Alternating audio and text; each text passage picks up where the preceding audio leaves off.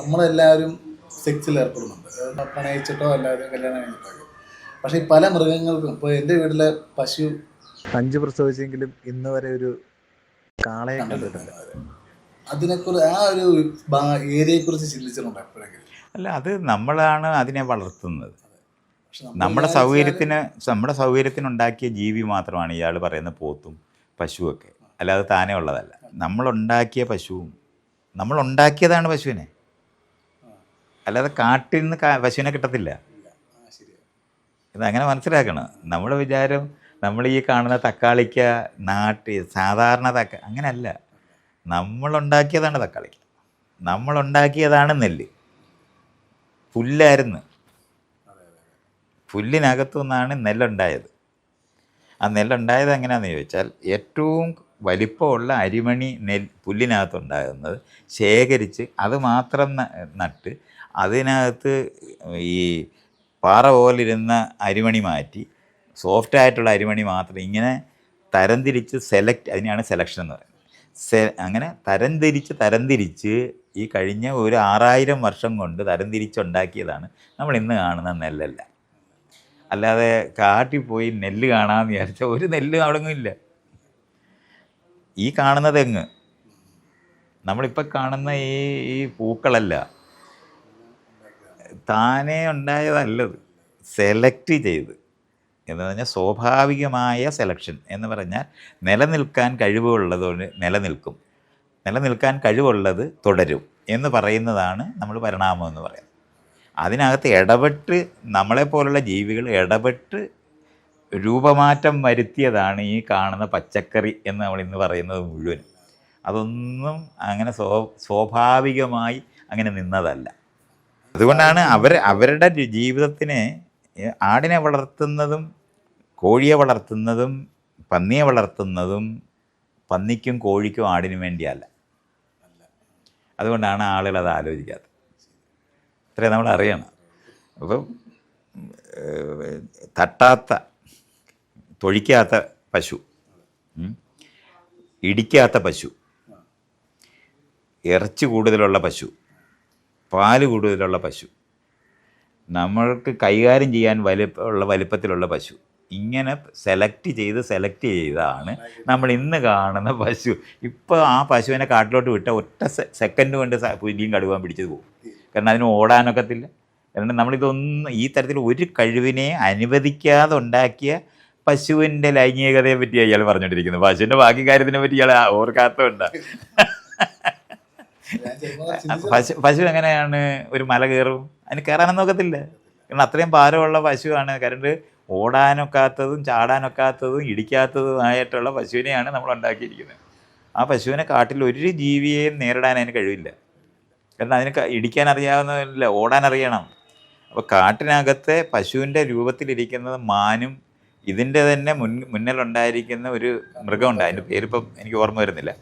ആ മൃഗത്തിൽ നിന്ന് നമ്മൾ സെലക്റ്റീവ് ബ്രീഡ് ചെയ്ത് എന്ന് പറഞ്ഞാൽ തരംതിരിച്ച് നമുക്കനുകൂലമായ ഘടകങ്ങൾ മാത്രമുള്ള ജീവിയെ ഉണ്ടാക്കിയ പശുവാണ് ഈ പറയുന്നത്. അതിൻ്റെ ലൈംഗികത മാത്രമല്ല, എല്ലാം നമ്മൾ നിയന്ത്രിച്ചിട്ടുണ്ട്. അതിന് അറിഞ്ഞുപോലും കൂടാ. അങ്ങനെ ഇയാളൊരു പോത്തിനെ അവിടെ കൊണ്ടുപോയി കാണിച്ച എരുമ ഇങ്ങനെ നോക്കുന്നുണ്ട്, ഇതെന്തിനാണ് ഇതിനെ കൊണ്ടുവന്നതെന്ന് മാത്രമേ ആലോചിക്കുന്നുള്ളൂ. എന്നാൽ 66,000 വർഷം കൊണ്ട് നമ്മളതിനെ അങ്ങനെ ആക്കി കളഞ്ഞിട്ടുണ്ട്. അപ്പോൾ ആർട്ടിഫിഷ്യൽ ഇൻസെമിനേഷൻ എന്ന് പറയുന്ന സിസ്റ്റം ഉപയോഗിച്ചിട്ടാണ് ഇന്ന് നമ്മൾ അതിനെ ഗർഭം ഉണ്ടാക്കുന്നത്. അപ്പോൾ അത് കാരണം കൊണ്ടാണ് നമ്മളെ പോലുള്ള ഒരു ജീവിയാണ് അതൊന്ന് തെറ്റിദ്ധരിക്കരുത്. അവർക്ക് ഇയാൾ ഈ കാണുന്ന വാഴയില്ലേ, വാഴയ്ക്ക് പൂവുണ്ട്, കായുണ്ട്, അതിൻ്റെ അരി എന്തിയെ? വാഴപ്പഴത്തിനകത്ത് അരി എന്തിയെ? ഇല്ല. അത് നമ്മളിങ്ങനെ വളരെ സൂക്ഷിച്ച് നോക്കി അരി, ഏറ്റവും ചെറിയ അരിയുള്ളത് ഏതാണെന്ന് നോക്കി അതിനകത്തുനിന്ന് ഇപ്പോൾ അരിയില്ലാത്ത പഴം ഉണ്ടാക്കുന്ന വാഴയായി അത് മാറി. ഇനി ഈ മനുഷ്യനില്ലാതെ ഈ വാഴയ്ക്ക് പടരാനൊക്കത്തില്ല. ആ കഴിവുകളെല്ലാം നശിപ്പിച്ചിട്ടുണ്ട്. ഇയാൾ ഈ പശുവിനെ ലൈംഗികമായ ബന്ധത്തിൽ ഏർപ്പെടുന്നതിനകത്തുള്ള ആണ് ഏതാന്ന് ചോദിക്കുന്ന ചോദ്യം പോലെയല്ല. ഇതിന് ജീവിക്കാനേ പറ്റത്തില്ല. അത് നമ്മൾ ഇടപെട്ട് പിടിച്ചു വെക്കണം ഇന്നിപ്പോൾ.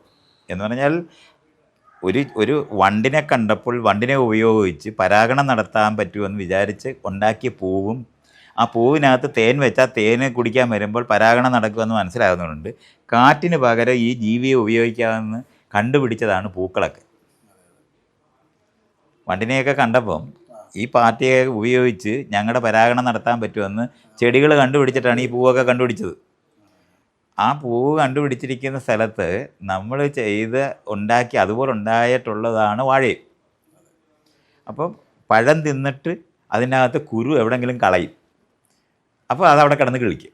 അപ്പോൾ ഈ വാഴയുടെ ചവിട്ടി തന്നെ ഈ കുരു കിടക്കത്തില്ല. പഴം തിന്നാൻ കൊണ്ടുപോകുന്നവനെ അത് കൊണ്ടുപോകുന്ന വഴിക്ക് ഒരു വവ്വാൽ കൊണ്ടുപോവുക, അല്ലെങ്കിൽ ഒരു കിളി കൊത്തി കൊണ്ടുപോവുക. നമ്മളെ പോലുള്ള ജീവികൾ അത് തിന്നിട്ട് അങ്ങോട്ട് നടക്കുമ്പോൾ ആ കുരു അപ്പോൾ ഇതിൻ്റെ ചെവിട്ടി വീണ് എന്നെ കിളിക്കത്തില്ല എന്നുള്ളതാണ് നമ്മളെ ഉപയോഗിക്കാൻ വേണ്ടി അവർ നിർമ്മിച്ചതാണത്. അപ്പം അങ്ങനെ നമ്മളിത് ഈ പഴങ്ങളെല്ലാം നമ്മൾ ഇന്ന് കാണുന്ന വാഴപ്പഴത്തിൻ്റെ ജീവിതത്തിനെ പറ്റി ഇയാൾ ആലോചിക്കാതാണ് ഈ പശുവിന് മാത്രം ഒരു പ്രശ്നമാണെന്ന് വിചാരിച്ചത്. അതുകൊണ്ടാണ് നമ്മൾ ചില അല്ല, അവർക്കത് അങ്ങനെ ചിന്തിക്കാൻ തന്നെ കഴിയാത്തിടത്തായിട്ടുണ്ട്. ഒത്തിരി വർഷമായി.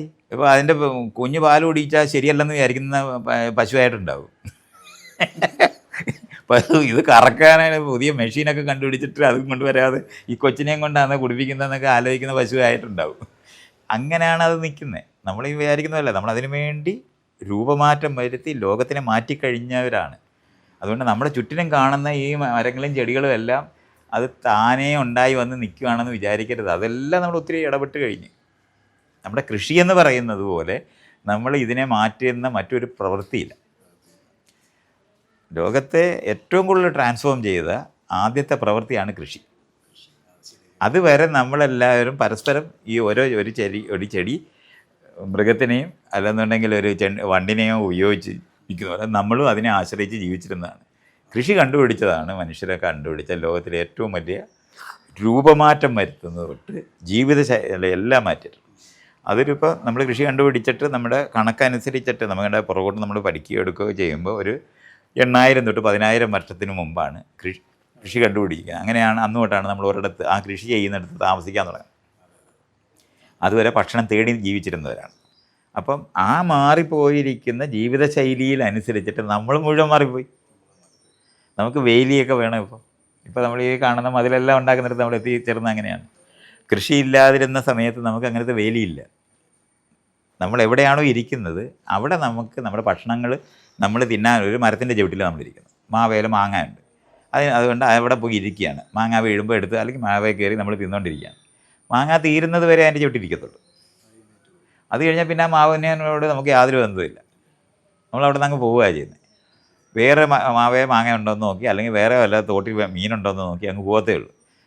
മറ്റേതങ്ങനല്ല. നമ്മൾ ഉണ്ടാക്കിയത് കഴിഞ്ഞാൽ ആളുകൾ പല സമയത്തും പലയിടത്തു നിന്നും കളക്ട് ചെയ്തുകൊണ്ട് വന്ന് ശേഖരിച്ചു കൊണ്ട് വന്ന സാധനങ്ങൾ തിന്നിട്ട് അരിയെല്ലാം കൂടെ ഒരിടത്ത് അതിൻ്റെ കുരുവും എല്ലാം ഒരിടത്തിട്ട് അടുത്ത തവണ അതുവഴി വന്നപ്പോൾ ഇവിടെ ഇതെല്ലാം കൂടെ പിടിച്ച് നിൽക്കുന്നത് കണ്ടപ്പോഴേ ഇതെങ്ങനെ ഇത് ഒന്നിച്ചിവിടെ ഇങ്ങനെ വന്നു എന്ന് ആലോചിച്ചപ്പോഴാണ് നമ്മൾ കഴിഞ്ഞ തവണ തിന്നിട്ടിട്ടതാണ് ഈ കിളിച്ച് നിൽക്കുന്നതെന്ന് കണ്ടുപിടുത്തമാണ് കൃഷി. അങ്ങനെ കണ്ടുപിടിക്കുമ്പോൾ നമ്മൾ ഈ സാധനങ്ങൾ അപ്പോൾ വേറെ മൃഗങ്ങൾ വന്ന് അത് എടുത്തുകൊണ്ട് പോകാതിരിക്കാൻ അതിൻ്റെ ചുറ്റിനും നോക്കിയിരിക്കാൻ എന്ന പണിയെടുക്കാൻ തുടങ്ങി. അപ്പം നമ്മൾ നട്ട ചെടികളുടെ ചുറ്റിനും ഇരിക്കാൻ തുടങ്ങിയതാണ് നമ്മൾ ഇന്ന് കാണുന്ന ഗ്രാമവും നമ്മൾ കാണുന്ന വേലിയും എല്ലാം ഉണ്ടാക്കി. ആ വേലി നമ്മുടെ അതിരായിട്ട് നമ്മൾ അനുഭവിക്കുന്നിടത്തേക്ക് നമ്മൾ മാറി. അങ്ങനെയാണ് വേലി നമ്മുടെ അതിര ഏതാണെന്ന് ചോദിച്ചാൽ ഇയാൾ ഇവിടെ ഇരുന്നിട്ട് ഇയാളുടെ അതിര ഏതാണെന്ന് ചോദിച്ചാൽ ഇയാളുടെ വീടിൻ്റെ ചുറ്റിനുള്ള വേലിയെ പറ്റി ഇയാൾ ആലോചിക്കും. അല്ലാതെ ഇവിടെ ഇരിക്കുന്ന സ്ഥലത്തല്ല. അങ്ങനെ നമ്മൾക്ക് ഒരു അതിരുമില്ലാതെ അതിനു മുമ്പ് അങ്ങനെ ഇരിക്കുന്നതിന് കണ്ടെത്തുന്ന ദൂരത്തിൽ നമ്മുടെ അതിരായിട്ട് നമ്മൾ അനുഭവിക്കുക. ഇപ്പം അങ്ങനെയല്ല. ഇപ്പോൾ ദുബായിലിരിക്കുന്നവനെ അതിരിനെ പറ്റി പറയുകയാണെങ്കിൽ കേരളത്തിൽ അവൻ്റെ വീടിൻ്റെ ചുറ്റിനുള്ള മതിലാണ് ആലോചിക്കുന്നത്. ഇങ്ങനെ ദൂരെ വേറെ അതിരുണ്ടായ ജീവിയായി നമ്മളെല്ലാം മാറിപ്പോയി.